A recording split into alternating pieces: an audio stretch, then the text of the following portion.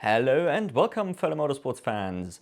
We may have had the week off from F1, 2 and 3, but almost all of the major feeder series below F3 have been racing in the past weekend, so if you're not fully up to speed yet with those categories, or if you are just looking for some more discussion, you better watch this video. We begin with the most important of the F4 level series with the Italian F4 Championship. And yes, I have been talking about him a lot throughout the year, but really it's because he's the most impressive driver in all of F4 at the moment. Freddie Slater is the man to beat. Yet another stunning hat-trick, in particular the first race he really had to work for. I'll show you here a pass for the lead with, I believe, 1 minute to go on Jack Beaton, and a beautiful move it really was. This kid is the real deal. I predicted him to win this season going into the season. I obviously predicted him to be the, most important karting graduate going into the year, but this level of domination is entirely unforeseen. So I am so glad that this is going on. And yeah, this kid is really the next big guy to watch after Kimi Antonelli in my book. He is not alone at the sharp end of Italian F4 though, and in particular it is the US Racing and Van Amersfoort guys really keeping him company at the sharp end, with Jack Beaton, Hiro Yamakoshi, Akshay Bora and Gustav Johnson sort of the main other front runners really, and curiously none of the other Prema boys. So this is a bit bizarre and not like the Italian F4 I know and love. And yeah, really, I am looking forward to the post-season discussion about all the Prema boys, because it is still really difficult to make sense of Powell, KNB and Stolzamanis in particular for me. Dion Gauda, I am just a bit underwhelmed with, and for a second year, it's just not really impressive. And Aldeheri, I think, for a second year it's not stunning, but at least he is as consistent as you would expect from a more experienced driver, very much the opposite of Gauda in that sense. But yeah, those Prema rookies, we know they're all tremendously talented, but at the moment none of them are able to actually consistently bring it to the track. So I am really curious to see where this goes, and already kind of thinking about wondering who'll stay around for a second year in F4, because some of them look like they might need it. We do have a few other important teams to talk about, or rather important drivers, because you know me, I do like highlighting the less important drivers driving maybe for, the lesser teams. And two guys stood out for me in particular. Luca Visoriano, I'm still butchering the name, but we've talked about him doing really well over in the Central European F4, and now he's brought it to the Italian F4 as well, driving for one car outfit. So probably not the best prerequisite to actually have a dominant display of speed, but he was fighting really well, and unfortunately didn't score any points, but he came this close in the first race. And we talked about it in the past, in Italian F4, getting anywhere near the points, you are probably doing a really good job, unless you are driving for one of these top teams. In a similar vein, Saudi F4 star Andrei Petrovic also had a pretty cool weekend, and yes, he was a lot further away from the points, so it may look odd to highlight him, but obviously I've got an eye on him since his debut, and I thought he had a really cool charging drive in the third race. It wasn't the most racy track of all times either, in terms of people moving up the order rapidly, so I thought he did really well, even though yes, he didn't come anywhere near the points. Turns out at the end of the day, you also still need a car to actually do well. British F4 had its overseas round at Zandvoort, and this means I actually got to watch yet another round of British F4 back-to-back streamed for an international audience. I am so happy that this is the case, so we can actually talk about it. Much like the last time we brought this up, it is still high-tech, looking like the dominant outfit with, overwhelming championship favourite Dean Fairclough sort of dominating all the regular grid races ahead of teammates Burton. So really a consistent duo at the sharp end, and High-Tech clearly the team to beat. But yes, Rodin also brought something to fight with, Alex Ninovic in particular doing quite well for himself, and Jack Sherwood, who I mainly noticed for his ability to come through the field rapidly. Apparently his quali probably didn't go very well because he started at the very back, but he did work his way through the field with ease in some of these races, and it was quite cool to watch. Definitely these are the key guys to keep an eye on right now, for who looks pretty developed already, I would say, from the very, very limited track time I've actually seen him on, just to make this very clear. A seemingly breakout weekend, again with the very limited information I have, was in the hands of Hungarian Martin Molnar. So he is a guy I am sort of rooting for anyway. First of all, Hungarian, so smaller racing nation, I always like this. And he is one of these kids in karting he's never been outstanding in the stuff I've seen him in, but he has always done really well. He was sort of the guy you could bank on to get to the final and then probably not do a whole lot after. That was sort of the general bracket he was competing in. So definitely a guy where, yeah, if you regularly get to these FIA European finals in karting, you're probably doing quite well for yourself in terms of pace. So yeah, I'm very curious to see where he develops. The real story of this British F4 weekend, much like in a lot of British F4 weekends, is the huge amount of female drivers competing in the series. If you've watched a video of mine before, you might know I am all for bringing more girls to racing. Basically, I do want to see that female talent grow and shine and spread across the motorsports world. So I'm really happy that it's taking off in this fashion in British F4 in particular. And this time, next to our regular competitors like Abby Pulling or Nina Gateman, Ella Lloyd, we also had a bunch of guest stars like Kerry Schreiner, Chloe Chong, Bianca Bustamante, Aurelia Nobels, Jess Edgar, and so many. So a good third of the grid was girls, really. I didn't do the maths, but it sounds about right in my head. Unfortunately, considering they made up this huge of a percentage of competitors, the performance wasn't quite as impressive. Abby Pulling had a good reverse grid race, and she continues to show that. I think her clean air pace is a lot more impressive than what she does when she's stuck battling in the midfield, where she just struggles to make progress. Again, in the very few races I've seen, caveat. In many ways, the most impressive girl out of those for me was Ella Lloyd, especially when factoring in her massive lack of experience compared to Abby. I think she really stole the show. She had a couple of really cool drives and was sort of the only other woman to consistently fight inside the points instead of outside, some of the others, Bustamante and Chong, and especially Nobels. They were all rather underwhelming, but hey, we are trying, and obviously they can't all be winners immediately, but it goes to show there is some talent even from the girls that you may have not expected it from, like an Ella Lloyd, just given her previous track record. The last series on this level we need to discuss is yet another British F4 series, funnily enough, called GB4. And here, unfortunately, the weekend has been heavily characterized by KMR Ace Brandon McCann not present because presumably he ran out of budget. At least that's what I would think. Apparently the budget has been, quite an issue throughout the season anyway, so it's not a huge surprise, but still quite sad. He has been excellent so far. He did get replaced by esports star Lucas Blakely, who, as far as I know, is really, really good in the esports side of things, which I don't really follow, but I mean, good for him. And it shows he's also quite good on the actual racetrack, not just on the esports side. He's done a few guest appearances. It's not a huge surprise, but this time he actually got away with not one, but 2 on-track wins, one of which he afterwards lost to a penalty and conceded to Alicia Polmovsky, who in turn then actually ended up being the one with 2 wins throughout the weekend. So really, this was quite a satisfying weekend in terms of just the pure results. Hey, another female driver with a pair of wins and a guy securing his first ever win in a one-off appearance with little budget and everything. So quite cool from that point of view.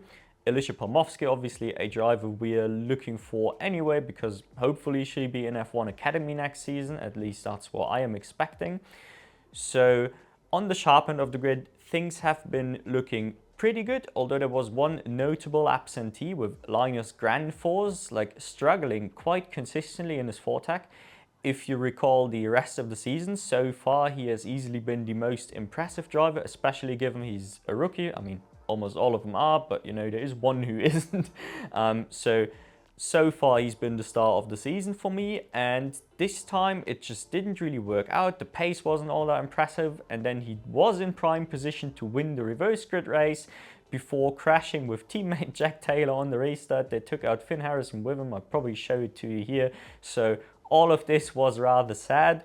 and actually means it now handed over the championship lead back to Harry Burgoyne Jr., the aforementioned non-rookie in the series, which it was very bizarre for me to see, to be honest, because I just really don't see him as a championship contender, although the points clearly suggest he is. But he doesn't have pace to win races on merit anymore, and obviously he's got a year of experience advantage on everyone, so it isn't going to get better over the course of the year.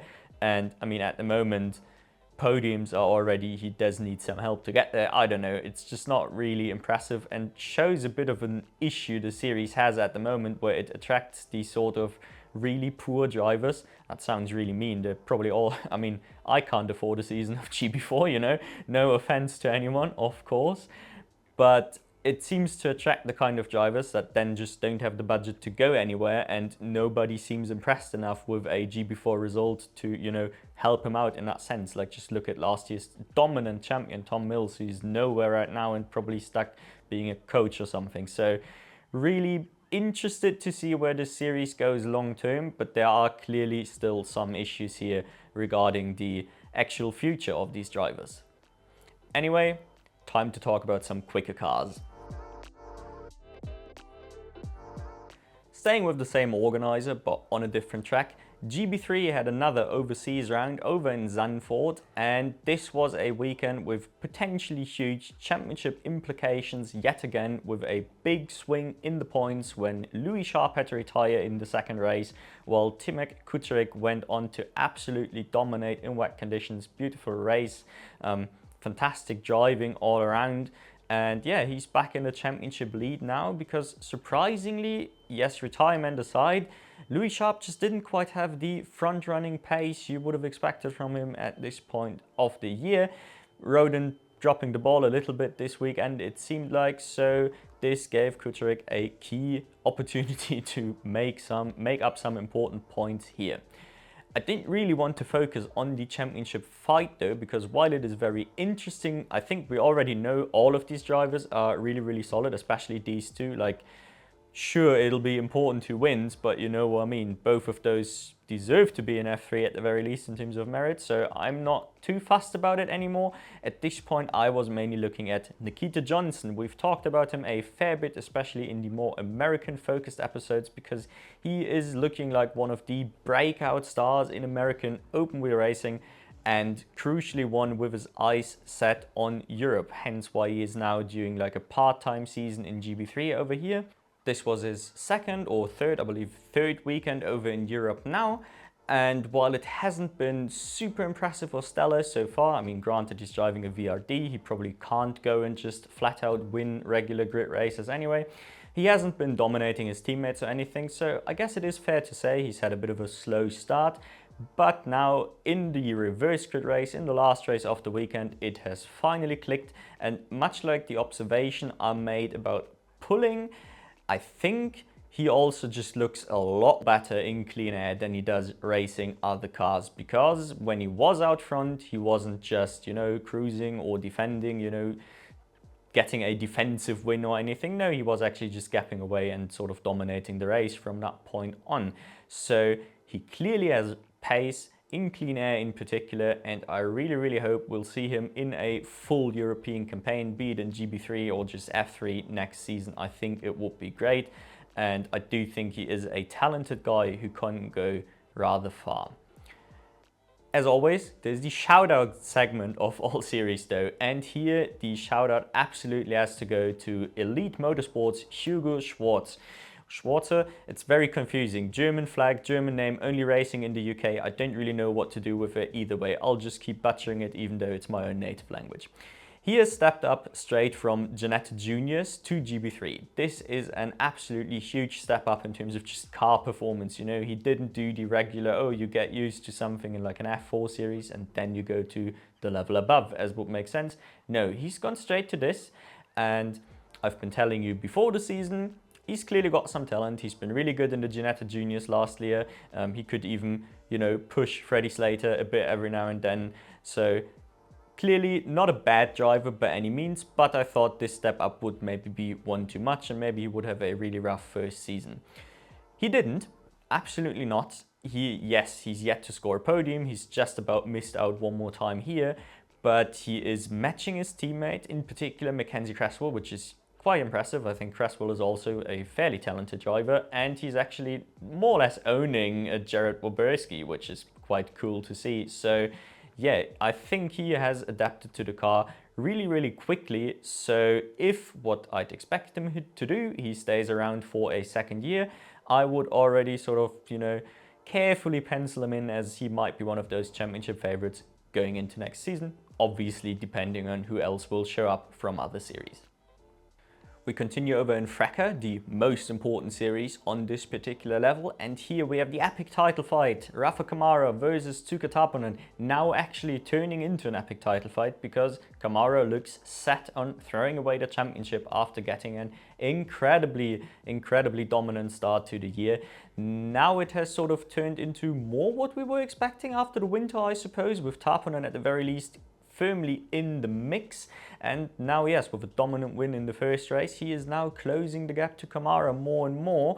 So at this point I would actually say, even if he doesn't end up winning the title, because I mean, let's face it, Camara probably still should win the title at this point, but Taponen has already more or less cemented himself as the most impressive looking driver on the grid, I would say. Like, obviously you always need to factor in the experience, so since he's a rookie, I think Tuukka is doing really well for himself here. And truth be told, I think both of these drivers are like the next most important after Freddie Slater when we are already talking about the F1 conversation for young drivers below the F3 level. These are really the only three names I would absolutely throw into the conversation. Obviously, I don't want to say, oh yeah, Rafa Camara needs to be in the F1 conversation right now, don't get me wrong, but these are the drivers that clearly have the talent, and we know from past years, to go very far. It won't stop at F3 for any of those, I don't think. So yeah, really interesting to see how this develops, but really Camara continues to just be slightly underwhelming compared to the potential I would like to think he has. There was another big team to beat though, and much like in the Italian F4, Van Amersfoort really brought a car to fight with here, and Brando Badoer showed it, continuing a pretty mental streak of 5 consecutive P2s. Quite surreal even, and this also puts him in P3 in the actual title fight. So Brando Badoer, clearly a guy to watch as well, and I am personally so glad it's the case. It took him, a second year to really get up to speed in the Italian F4, but I thought he had an excellent season last year as like the Van Amersfoort ace driver in the series, but unfortunately still sort of flew below the radar of most people just because, yeah, he wasn't Kasper Stuka and he wasn't Arvid Lindblad and he's not driving a Prema, so being the best guy in the third best team just doesn't really give you a lot of attention most of the time. But yeah, it's clear to say the guy has a lot of talent. But obviously we can't ignore how good the car has looked overall this time around, because both Ivan Dominguez and Pedro Claro also got a podium each during the weekend and are now actually P1 and P2 in the rookie standings. So I thought that was pretty sort of surprising to me, at least. I haven't noticed, especially Claro, all that much throughout the season so far. Dominguez has been good throughout, so quite happy there. Also shout out for Dominguez just for a very cool charging drive in the second race to up to only P7, but still quite a nice sort of aggressive drive, because the FRECA cars, we had very racy race weekends at the beginning of the season on some of the good tracks, but now it's firmly back in the regular qualifying championship territory that FRECA often ends up being. So I am glad that at least some drivers can make it work and can produce some action for us to watch. There's one story we always need to talk about when talking about the FRECA situation though, and that is the rest of the Prema garage next to Rafa Camara, with James Wharton and Yuga Chukwu, two drivers where I would say their reputation and their current performance is reversed, if that makes sense.